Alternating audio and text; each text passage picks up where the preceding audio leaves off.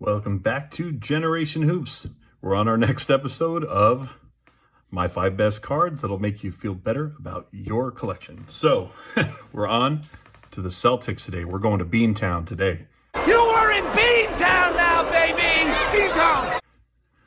So, I could do Larry Bird stuff all day, and I have a lot. Larry Bird, with a lot of his stuff, unless you go way back, is junk wax stuff. I've got a million Larry Birds. I could go on and on. I have a whole binder full of different junk wax Larry Bird stuff. But we're not going to do that. So we do have one special Larry Bird card in here, but the rest are going to be other guys. So we're going to start with kind of the newest guys here. So I've got 2 Jason Tatums. Now this one doesn't look so special. The only reason it is special is because it is a red back. It is Jason Tatum. I guess these were kind of rare in NBA hoops this year, so I wanted to do a new one. So here's one of my newest good Celtic cards here. So Jason Tatum, he's pretty awesome. A good guy. It's fun to watch. It's fun to watch, especially when he dunked on LeBron James. Tatum drives down and throws it down. Wow! Next we have this parallel. I don't even remember what kind of parallel they call this one, but it was a pretty cool parallel from Flux. I only bought a handful of packs, and this was probably one of my best ones out of here from the 2021 series of Flux, but pretty neat. So these are my 2 best Tatum ones that I have right now, but now we're going to move on. And we got Paul Pierce. This is a Topps Chrome Fast and Furious, which, the dude was furious, but I wouldn't exactly call him fast. So interesting that he's on this on this insert here. I've been watching Paul Pierce for a long time. My favorite college basketball team ever were the one of them was the 1997 Arizona Wildcats that won the championship, and they had to go through his Kansas team just to make it into the Elite Eight. France has to go outside for overtime. Arizona has pulled off the biggest upset of this tournament. And beat him in the Sweet 16, and he had a great game, but that's where I think of the Wildcats beating him. Most people think of him from the game where he was hurt and needed a wheelchair. Don't believe all them rumors. I had to go to the bathroom. What rumors?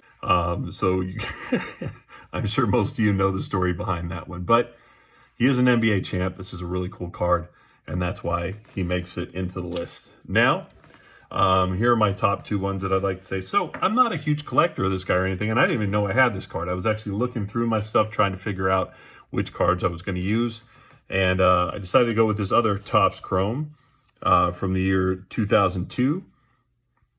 I guess 2001. It's a 2001 rookie from 2002, and this is my Joe Johnson, my ISO Joe rookie card. It's the best rookie card I have. Johnson takes it. Oh, yeah! ISO Joe doing his thing. I didn't even know I had this one. This was, I put cards away, and then you go look at them at times or something, but you forget what you had. And this one showed up, and I was like, oh, my God, pretty cool card of him. So I figured I'd put that one in there. Boston has a lot of love for ISO Joe, even though he didn't play there for a whole lot. I actually was hoping he'd stay on the Suns, and they wouldn't have traded him because I think he would have been a nice piece to our Steve Nash years. But our old owner didn't want to pay. This new owner would definitely pay him, but the old owner didn't want anything to do with him, I guess. So my last card is my favorite Celtics card, and it is also one of my favorite players of all time. If you watch the channel, you know that my 3 favorite players, probably I talk about the most, are Dan Marley, Magic Johnson, and Larry Bird. So this is my oldest and my favorite Larry Bird card. It's a CSG. Now, I thought about cracking this one. I got this one for pretty cheap because it's in a CSG slab. But this is his 2nd year card, but it is his first card that he was a solo on this card. His rookie cards are all kind of spliced together, little tearaway cards that you have Magic Johnson and Julius Erving and him on one card, probably the most famous rookie card of his because it's Magic and him and Julius. But this is definitely one of my favorites because you can tell how young he is here. The back's just really cool. This card's in good shape.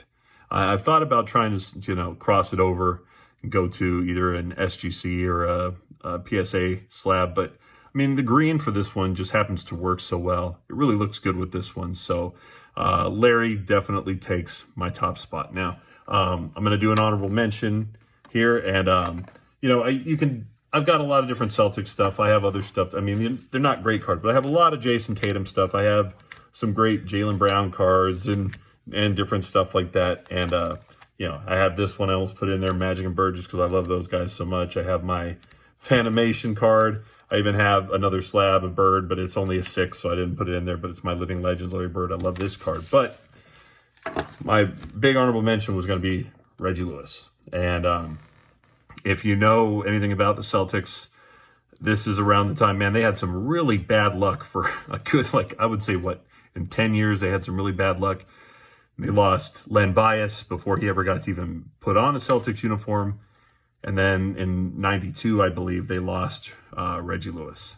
So, I mean, I really think if you look at it, the reason why Jordan didn't have any rivals that really, you know, were at the same age and same time frame as him, I think if this guy would have stayed alive and Len Bias would have stayed alive, I think the Celtics would have been just ridiculous to deal with. And I think Jordan would have had even a tougher East to go through, even though it was already tough all the years that he went through. But I would have really loved to see Reggie Lewis and Len Bias on the same team. I think that could have been just ridiculous. I think this guy gets overlooked quite a lot. If you want to look it up, you can see there was a game where he actually blocked Michael Jordan 4 times in one game. He's a terrific long defender, but Reggie Lewis doesn't get nearly enough.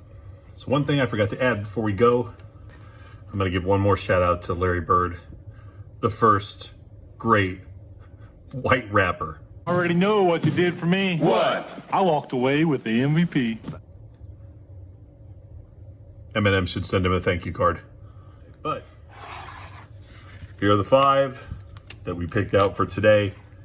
ISO Joe, Paul Pierce, Jason Tatum, and the legend Larry Bird. So hopefully you guys enjoyed this episode. I think my next one's going to be a Clippers episode. Man, it's going to be hard to find Clippers that I like in that one. So we'll see how that episode goes. But I appreciate you tuning in for my Celtics episode of my 5 best cards. And I promise you I'm going to be back with some card box breaks and stuff like that. So hopefully you stay tuned for that as well. Thank you for all the support. Thank you for liking, commenting, subscribing, anything you do, even if you're just checking it out just because you're curious. I appreciate it. So we will see you soon. Thanks for joining. We'll see you next time on Generation Hoops.